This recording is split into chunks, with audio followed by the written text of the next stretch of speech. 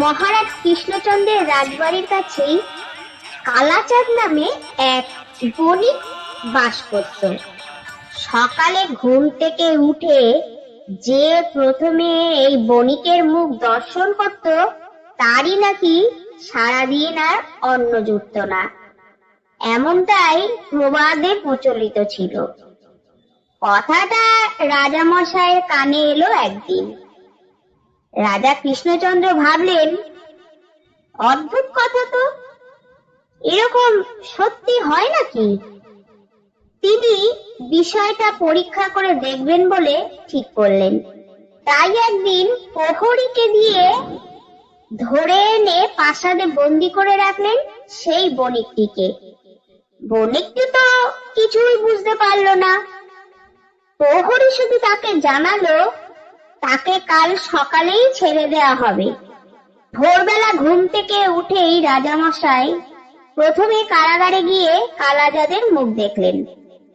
তারপর তাকে মুক্ত করার আদেশ দিয়ে মনে মনে ভাবলেন, দেখা যাক আজ কি হয়। যথারীতি পাতকৃত্য সেরে রাজামশাই খেতে যাবেন। এমন সময় দাসী এসে খবর দিল, রানীমার ভয়ানক মাথা ধরেছে। রাজামশাইকে রানীমা অতি শীঘ্র যেতে বলেছেন। খাওয়া দাওয়া ফেলে রাজামশাই ছুটলেন। রাজবদ্দিকে ডেকে আনা হলো। কিছুক্ষণ পর রানীমা অনেকটা সুস্থ হয়ে উঠলেন। ওদিকে তখন সকালের খাবার সব ঠান্ডা হয়ে গেছে, ফলে তা গরম করার ব্যবস্থা করতে হলো। কিন্তু খাওয়ার নির্ধারিত সময় পেরিয়ে যাওয়ার অনেক পরেও না খাওয়ার জন্য রাজামশাইয়ের পেটে ব্যথা শুরু হলো। ব্যথা তো ব্যথা, অবস্থা একেবারে কাহিল। আবার রাজবদ্দিকে ডাকা হলো। রাজামশাইকে পরীক্ষা করে রাজবদ্দি বললেন, আজ আর কিছু না খাওয়াই আপনার ভালো, বুঝলেন রাজামশাই? ব্যথায় অস্থির রাজা বললেন, সে কি বদ্যি, সকালেও তো কিছু খাইনি। বদ্দি বললেন, তবুও আজ না খাওয়াই ভালো। কিন্তু সকালে খাননি কেন মহারাজ? তাহলে তো ওষুধ দিতে হবে। বলে রাজাকে ওষুধ খাইয়ে দিলেন বদ্দি। খানিক পরে ব্যথা কমে গেল। ব্যথা কমতেই মনে পড়ল কালাচাঁদের কথা। রাজা মশাইয়ের মেজাজ গরম হয়ে গেল। ঘুম থেকে উঠেই ওই নচ্ছার বণিকের মুখ দেখেছিলেন বলেই সকালে তো খেতেই পারেননি, উপরন্তু সারাদিনের খাওয়া বরবাদ হতে চলেছে।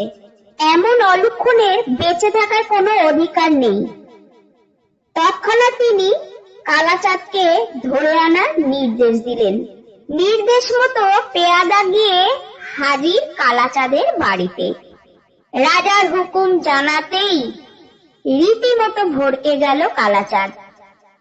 পেয়াদা তাকে আগা গোড়া সব কথা জানিয়ে বলল, এই কারণে তার এই শাস্তি।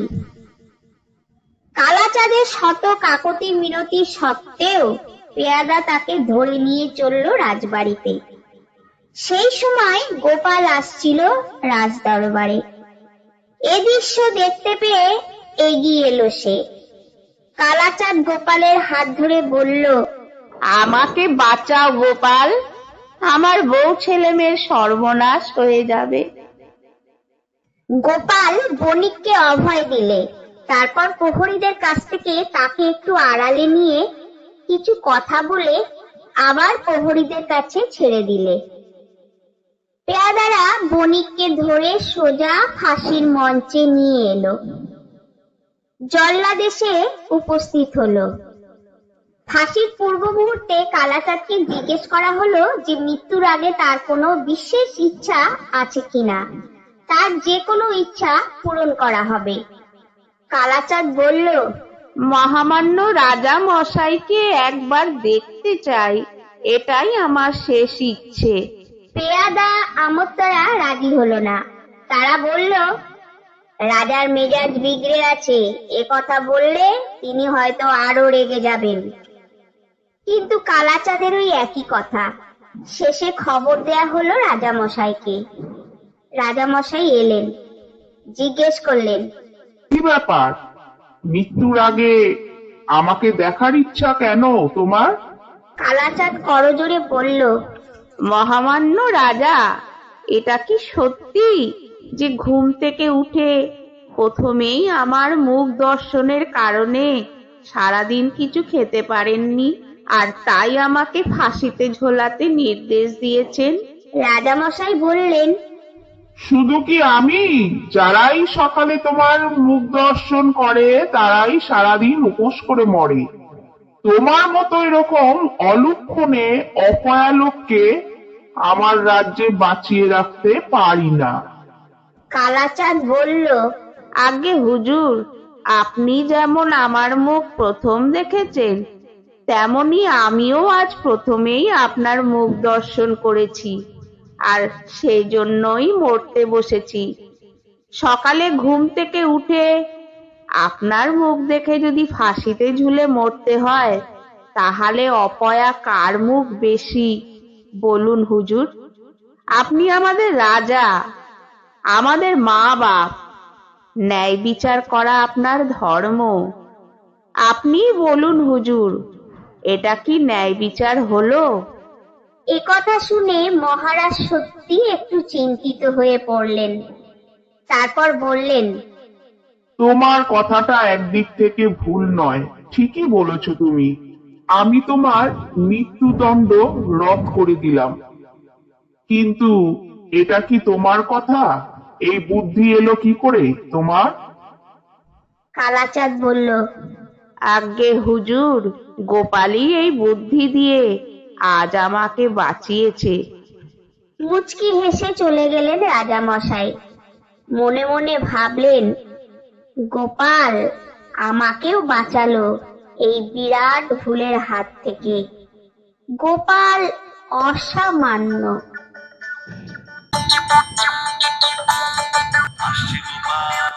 পাড়াপড়শি অনেকের বাড়িতেই মেয়ে জামাই বেড়াতে এসেছে দেখে গোপালের স্ত্রী একদিন গোপালকে বলল, তুমি কি গা, জামাই আনার নাম পর্যন্ত করো না। বছর ঘুরে গেল, একবার তুই জামাইকে আনলে না। সবার বাড়িতেই কেমন মেয়ে জামাই এসেছে, আমোদ আহ্লাদ করছে। স্ত্রীর কথা শুনে গোপাল বলল, জামাই আনা কি চারটিখানি কথা? কত খরচ বলো তো? গোপালের কথা শুনে গোপালের স্ত্রী বলল, তুমি দেখছি হাড়কেপ্পন হয়ে গেলে গো। রাজবাড়ি থেকে এত টাকা পয়সা আনছো, সে টাকা পয়সায় তো ছাতা পড়ে যাবে। একটা মাত্র মেয়ে আমাদের, মেয়ে অন্তত প্রাণ ছিল, আর বিয়ে দিয়ে কি মেয়ে পর হয়ে গেল? কেমন ভাগ্য তুমি! আমি কোনো কথা শুনতে চাইনি বলে দিলাম। আজকালের মধ্যে জামাই না আনলে আমি বাপের বাড়ি চলে যাব। হ্যাঁ। গোপাল মনে মনে ভাবলো, আমার মেয়ে আসুক না, আমার কোনো আপত্তি নেই। জামাইটাকে নিয়েই তো ঝামেলা, একবার এলে আর যাবার নাম করে না। ওইদিকে তার বুড়ো বাপ খেটে খেটে মরে। কিন্তু গিন্নি যা শুরু করেছে, এবার আর জামাই না এনে উপায় নেই। তাই সে দুপুরে খাওয়া দাওয়া করে মেয়ে জামাই আনতে বেরিয়ে গেল। পরদিন সকালবেলায় একেবারে মেয়ে জামাই নিয়ে ঘরে ফিরল। গোপালের বউ জামাই মেয়েকে পেয়ে তো খুব খুশি। মেয়ে জামাইকে কি খাওয়াবে না খাওয়াবে তাই নিয়েই সে সারাদিন পড়ে আছে। জামাই তেমন, আজ এই খাবো কাল ওই খাবো এই নিয়েই আছে। শাশুড়ি মার কাছে আবদার তার লেগেই আছে। দেখতে দেখতে এইভাবে প্রায় 1 মাস হতে চললো। জামাই শ্বশুর বাড়ি ছেড়ে নড়তে চায় না। বসে বসে চব্য চস্য লেজ্জ পেয় খায় আর ঘুমায়। এত সুখ পাবে কোথায়? জামাই শাশুড়িকে বলল, মা, এখানে এসে আমার শরীরটা বেশ ভালো হয়েছে, ভাবছি আরো কিছুদিন থাকবো। জামাইয়ের কথা শুনে শাশুড়ি বলল, তা তোমার যতদিন ইচ্ছা থাকো না, তোমার শ্বশুর তো এখন 2 হাতে টাকা আনছে, যতদিন ইচ্ছে থাকো। শ্বশুর বাড়ি তো তোমার নিজেরই বাড়ি বাবা। বলে প্রত্যেকদিন ভালো ভালো রান্না করে খাওয়াতে লাগলো। হাজার হোক, জামাই বলে কথা। শাশুড়ি ও জামাইয়ের কথোপকথন শুনে গোপাল মনে মনে প্রমাদ গুনল, না, আর নয়, যেভাবেই হোক বুদ্ধি করে জামাই বাবাজিকে তাড়াতে হবে, নইলে এবার জমানো টাকা ভাঙতে হবে। জামাই পোষা না তো হাতি পোষা। প্রত্যেকদিন এরকম বাজার করতে হলে এবার দেনার খাতায় নাম লেখাতে হবে। মনে মনে ফন্দি আঁটতে লাগলো গোপাল, কিভাবে জামাইটাকে তাড়ানো যায়। আর একদিন সে একটা ফন্দি এঁটেও ফেললো। একদিন জামাইকে বলল, বাবাজি, এই গ্রামে ভীষণ ছিচকে চোরের উৎপাত আছে, জানো তো? আমার বাগানে ওই পাতিলেবু গাছটা দেখছো, ওতে হাজার হাজার লেবু ধরে, কিন্তু দুঃখের বিষয় কি জানো? 2-4টে খাওয়া ছাড়া আর দেখতে পাই না, সব ওই চোরের কবলে যায়। যা লেবু হয় তা বেচলেও বেশ পয়সা হতো, জানো? তুমি যখন আছো, তুমি যদি একটু লেবু গাছটার দিকে নজর রাখো তো খুব ভালো হয়। সবসময় নজর রাখতে হবে না, বিশেষ করে সন্ধ্যের পর থেকে একটু নজর রেখো। বাতি নিভিয়ে 2-4 দিন গাছের দিকে নজর রাখলে নিশ্চয়ই তুমি চোর ধরতে পারবে। শ্বশুরের কথা শুনে জামাই বলল, আপনি কিছু ভাববেন না বাবা, আপনি নিশ্চিত থাকুন, একদিন চোর আমি ধরবই। লেবু চুরি করতে তো আর মাঝরাতে আসবে না, সন্ধ্যের পরেই আসবে। বেটাকে আমি ধরবই। আপনি তো আগেই আমায় বলতে পারতেন, এতদিন আছি। ঠিক আছে, যতদিন না চোর ধরতে পারছি ততদিন আমি বাড়ি ফিরবো না। গোপাল মনে মনে বলল, তোমায় বাড়ি খুব শীঘ্রই ফেরাচ্ছি, দাঁড়াও বাবা জীবন। এইভাবে আরো 2-1 দিন কাটলো।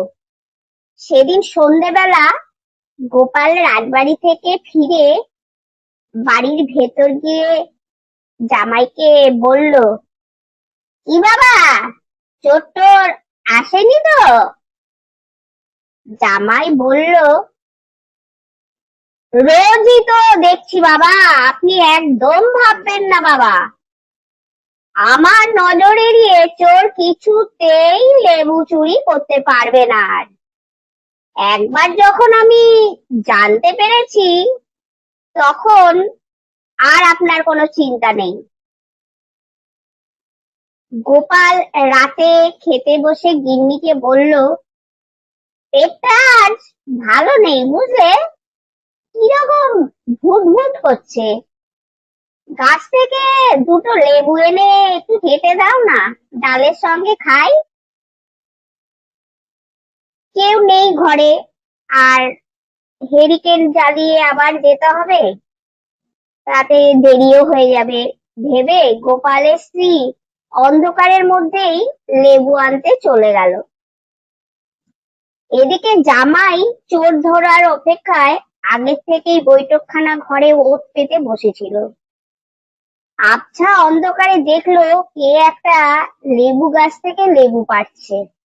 আর যায় কোথায়? চুপি চুপি পিছন থেকে এসে চোর ভেবে শাশুড়িকে জাপটে ধরলো জম্পেশ করে। তারপর চোর চোর করে চিৎকার শুরু করলে। শাশুড়ি যত বলে আমি চোর নই, তো কে কার কথা শোনে? গোপাল তো এই অপেক্ষাতেই ছিল। চিৎকার চেঁচামেচি শুনে সঙ্গে সঙ্গে হেরিকেন নিয়ে সে ছুটে আসলো। তখনও জামাই শাশুড়িকে জাপটে জড়িয়ে ধরে চোর চোর করে যাচ্ছে, আর শাশুড়ি প্রাণ ছাড়ানোর চেষ্টা করছে। গোপাল তাই দেখে হেরিকেনটা উঁচু করে তুলে ধরে বলল, তাই তো বলি, শাশুড়ির এত জামাই আনার ধুম কেন? এই কথা শুনে গোপালের স্ত্রী ভীষণ লজ্জা পেয়ে গেল। সে দ্রুত রান্নাঘরের দিকে চলে গেল। জামাইও ভীষণ লজ্জা পেয়ে গেল। পরদিন বাড়িতে অনেক কাজ পড়ে আছে বলে মেয়েকে নিয়ে জামাই চলে গেল। গোপালের বউ মেয়ে জামাইকে আর আটকালো না, আর এরপর থেকে কোনো দিন মেয়ে জামাইকে নিয়ে আসার জন্য বায়নাও ধরেনি গোপালের কাছে।